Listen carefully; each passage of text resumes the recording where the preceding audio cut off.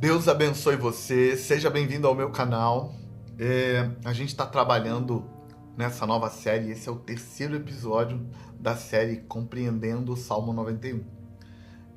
Eu trouxe essa temática do Salmo 91 para te fazer lembrar de um gesto místico, espiritualizado, talvez até romantizado, que é o gesto de se abrir a Bíblia no Salmo 91. Por longos anos a gente viu isso. Eu trouxe isso para ajudar você a pensar que a razão por que se tem ridicularizado esse ato é porque a gente está abrindo mão da sobrenaturalidade em função de uma racionalidade insana que está tomando conta da gente. Mas antes da gente trabalhar isso e voltar ao nosso tema, vamos orar? Senhor, Deus de Abraão, no nome de Jesus, eu clamo por intervenção sobrenatural. Eu clamo para que a glória da sua presença venha sobre nós e nos traga a revelação da sua palavra. Eu clamo para que o Salmo 91 faça o que o Senhor planejou que ele fizesse na nossa vida, que a glória do Senhor venha e se derrame sobre nós de forma poderosa, em nome de Jesus. Amém. Eu queria hoje chamar a sua atenção para a nossa resistência mística. E o que eu queria era te mostrar que boa parte da nossa resistência a esse lado místico não está ligado apenas ao nosso apego à racionalidade grega, mas tem se apoiado num medo de estar andando para o caminho das trevas. E quando a gente pensa, por exemplo, em uma pessoa que abriu a Bíblia no Salmo 91 e deixou lá na cabeceira da cama ou na mesa, num lugar na sala, eu já fui em lugares em que a pessoa mandou construir um móvel, sabe? Tipo um pedestal, só para ficar com a Bíblia aberta num determinado lugar no Salmo 91. E essa nossa resistência, inclusive um sentimento forte de vergonha alheia, que muitos evangélicos têm quando vê esse tipo de coisa, ela tá ligado a um medo de a gente ir na direção das coisas das trevas. Porque a gente pensa que esse jeito de interpretar a vida mística, essa crença em energias sobrenaturais, que isso deve ser coisa das trevas. E aqui eu queria te dizer que quando você conhece a palavra de Deus e você nota o povo de Deus vivendo a relação deles com Deus na Bíblia, tanto no Velho quanto no Novo Testamento, havia muito desse sentimento místico que nós hoje desconsideramos e lutamos contra. Outro dia eu estava ensinando para um grupo de pastores sobre o sistema de sacrifícios judaicos, e a impressão que um deles teve quando terminei, ele colocou isso como parte da nossa discussão, é que os sacrifícios e rituais que Israel fazia ao Senhor, o nosso Deus, se parecem muito com os sacrifícios e rituais que os pagãos fazem aos deuses deles até hoje.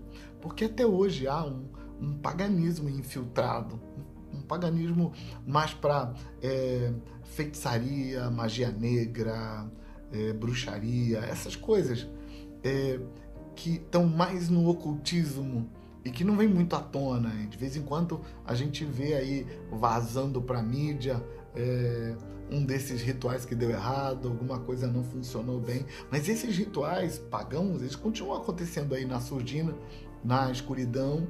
Eles chamam isso de ocultismo, então faz parte.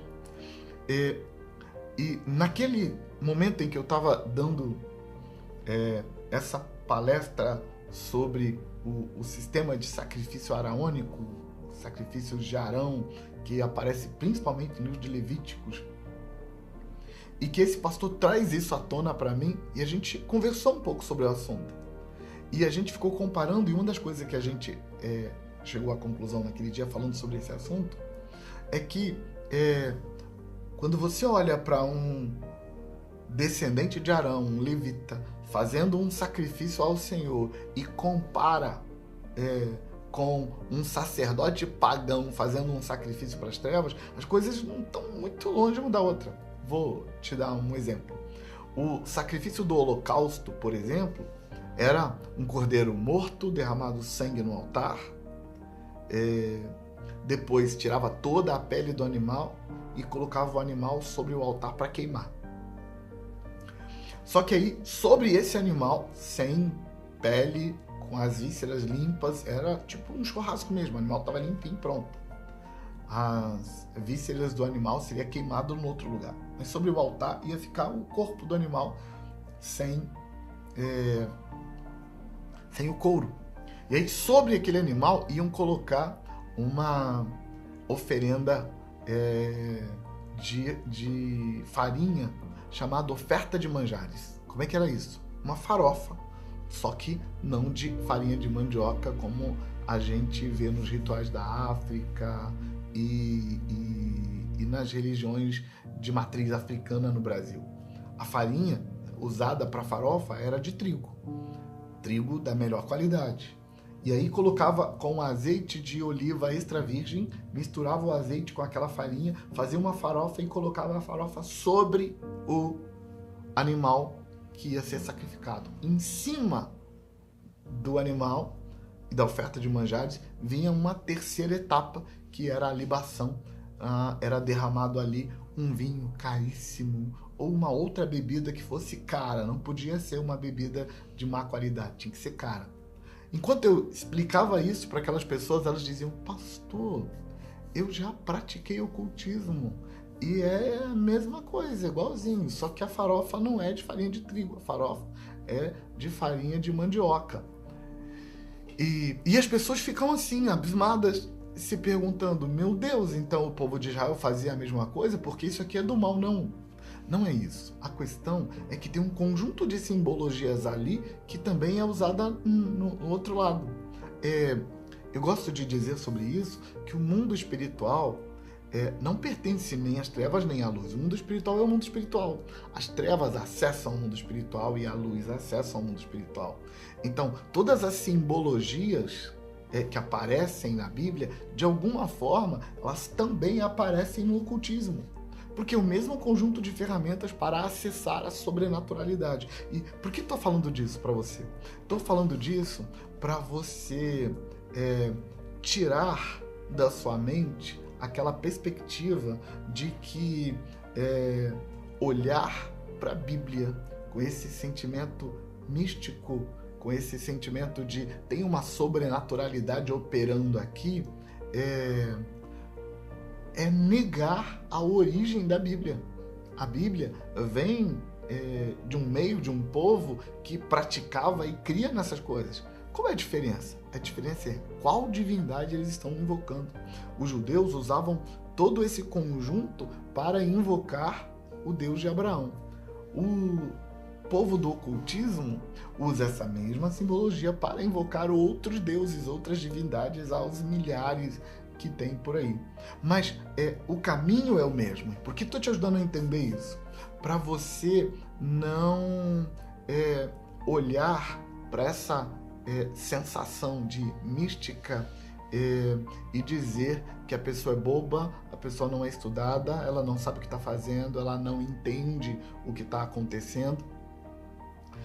E por isso ela fica ali com a Bíblia aberta no Salmo 91, acreditando que tem alguma energia ali. E por isso ela lê o Salmo 91 em voz alta num tempo de aperto, acreditando que dali vai sair alguma coisa. Esse povo não são muito inteligentes. Esse pensamento é extremamente preconceituoso. Se você for para a Bíblia e ler a Bíblia com a cabeça aberta para ver o que está escrito lá, você vai descobrir que a Bíblia tem muitas histórias dessa mística sobrenatural que não faz o menor sentido para essa mente racionalizada dos gregos. Dois exemplos que a gente nota na Bíblia e que eu acho que é muito importante na vida dos profetas que usam essas simbologias espirituais para acessar o sobrenatural é, número 1, a história de Eliseu, o profeta Eliseu curando o general Naamã. Naamã da Síria vem para Israel para ser curado pelo profeta Eliseu e Eliseu nem o atende, manda um recado para ele, vai lá e se banha, mergulha 7 vezes no Rio Jordão, que você vai ficar curado. O que tem no Jordão para curar? Nada. Muitos leprosos tomam banho no Jordão todo dia e não ficam curados. Mas por que Naamã ia mergulhar 7 vezes e ficar curado? Porque o profeta falou para ele ir. Sabe, esse tipo de abordagem aparece muito na Bíblia. Esse mesmo profeta Eliseu, e essa é a segunda história que eu quero te contar, ele vive um outro momento com o rei, nesse caso o rei de Israel, que estava numa batalha contra a Síria nessa época, e numa guerra, né? Não numa batalha. E ele foi visitar Eliseu, e Eliseu falou para ele assim: Deus vai te dar vitória contra o seu inimigo, abre a janela e atira no inimigo. O rei entendeu o que Eliseu estava pedindo, porque aquela linguagem profética era comum em Israel. E o que o rei estava pedindo era literalmente: abre a janela e atira no vazio, porque não tem ninguém lá, você não vai acertar nenhum inimigo. Mas creia que cada flechada que você dá, o inimigo está caindo. Cada flechada que você dá, o inimigo está caindo. É essa perspectiva de energias não materiais, de forças que vão além dessa configuração cartesiana, era disso que Eliseu estava falando. E que é tratado na Bíblia de forma tão natural mesmo. E claro, quando você lê a Bíblia com uma mentalidade grega cheia de preconceitos, você não vai ver isso, e quando vê vai passar por cima, porque o foco não vai deixar você perceber. Mas a Bíblia está cheia de episódios como esse. E aí o rei vai lá, joga 3 flechas, ele estava com um pouco de vergonha, se sentindo ridículo por fazer aquilo, então ele fecha a janela e deu a missão por encerrada, e o profeta Eliseu disse: não basta, você não fez direito, vamos fazer de novo. E aí entregou o arco e a flecha na mão dele novamente, abençoou o arco e a flecha, apontou para o chão e disse: você não conseguiu lá fora, mas aqui dentro talvez você consiga, atira no seu inimigo no chão. O rei de novo lançou 3 flechas e o profeta, decepcionado, disse para o rei: você devia ter lançado 5 ou 6 flechas e devia ter aplicado gana nesse papel, mas você não fez. Você não teatralizou direito o que era para ser feito. Então, você vai ganhar 3 batalhas, porque foram 3 flechas que você jogou. Mas depois das 3 batalhas ganhas, você vai perder a guerra. E vai ser feia a sua derrota, porque você não fez o que devia ter feito. Por que eu conto essas 2 histórias?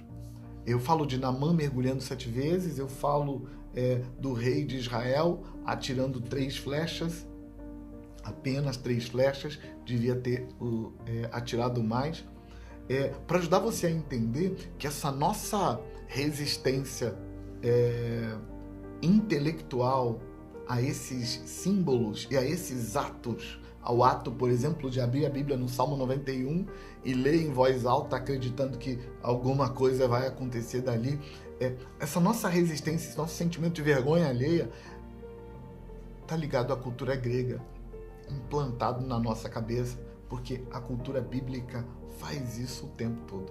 E aí, vale sim fazer uma leitura do texto e liberar um mover de sobrenaturalidade sobre a nossa vida. Eu queria fechar esse episódio, porque a gente volta com esse tema ainda, mas eu queria fechar esse episódio lendo para você o Salmo 91 numa paráfrase que eu fiz. Qual o meu objetivo com essa paráfrase? Meu objetivo com essa paráfrase foi trazer o conteúdo do Salmo 91 ao alcance de uma mente mais racional. Uma mente mais racional que lê o texto procurando compreensão, entendimento, procurando sentido. Por exemplo, o Salmo 91 na versão Ara tem pouco sentido. Na versão corrigida, o sentido fica meio confuso. Então, o que eu fiz? Eu criei uma paráfrase que vai fazer sentido para a mente racional. Contudo, registra isso. O meu objetivo é te convencer a abrir o Salmo 91 e receber o que vem dele. Então, escuta. Aliás, acompanha na tela comigo. Quem consegue permanecer no esconderijo do Altíssimo e descansar à sombra do Deus Onipotente é que pode afirmar e experimentar que o Senhor é o seu refúgio como uma poderosa fortaleza, o único Deus que é digno de confiança. É Ele quem te livrará do laço do passarinheiro e da peste perniciosa. É Ele quem te cobrirá com as suas penas, como uma ave cobre seus filhotes numa tempestade, e debaixo das suas asas você estará seguro. A verdade de Deus será proteção e escudo para você. Com essa proteção, você não precisará ter medo dos terrores noturnos, nem das flechas disparadas contra você durante o dia, nem mesmo das pestilências que se espalham em tempos de trevas ou até de uma mortandade assustadora no meio do dia. Mantenha sua confiança, pois mesmo que caiam 1000 guerreiros ao seu lado e mais 10.000 guerreiros à sua direita, com certeza você não será atingido. Apenas com os seus olhos você contemplará e verá os ímpios recebendo as consequências dos seus erros. Foi você quem decidiu aceitar que o Senhor fosse o seu refúgio. Foi você que fez do Altíssimo seu esconderijo seguro. E é por isso que você pode ter certeza que nenhum mal te sucederá e que praga nenhuma chegará à sua morada. Porque Deus sempre dará ordem aos anjos a respeito de você, para que eles te guardem em todos os caminhos que andar. Os anjos te sustentarão com suas próprias mãos, para que você nem chegue a tropeçar em alguma pedra. Com essa proteção divina, você pisará o leão e a cobra. Com os próprios pés esmagará o leãozinho e a serpente. Assim diz o Altíssimo a seu respeito. Porque a mim se apegou com amor, eu o livrarei. Eu o protegerei porque ele conhece o meu nome. Ele me invocará e eu lhe darei resposta. Na sua angústia eu estarei com ele, eu o livrarei e o glorificarei. Vou saciá-lo com longevidade e lhe mostrarei a minha salvação. Senhor Deus de Abraão, eu oro por nós desse lado da tela, eu oro pelos teus filhos do outro lado da tela e eu clamo em nome de Jesus por intervenção sobrenatural. Eu oro para que a verdade liberada nesse salmo se manifeste na vida e no coração dos teus filhos, que eles sejam empurrados para o centro da sua vontade para desfrutar daquilo que o Senhor tem para a vida deles. Eu oro por eles, meu Senhor, em nome de Jesus. Amém. Deus abençoe você. Até o próximo episódio. Não perde.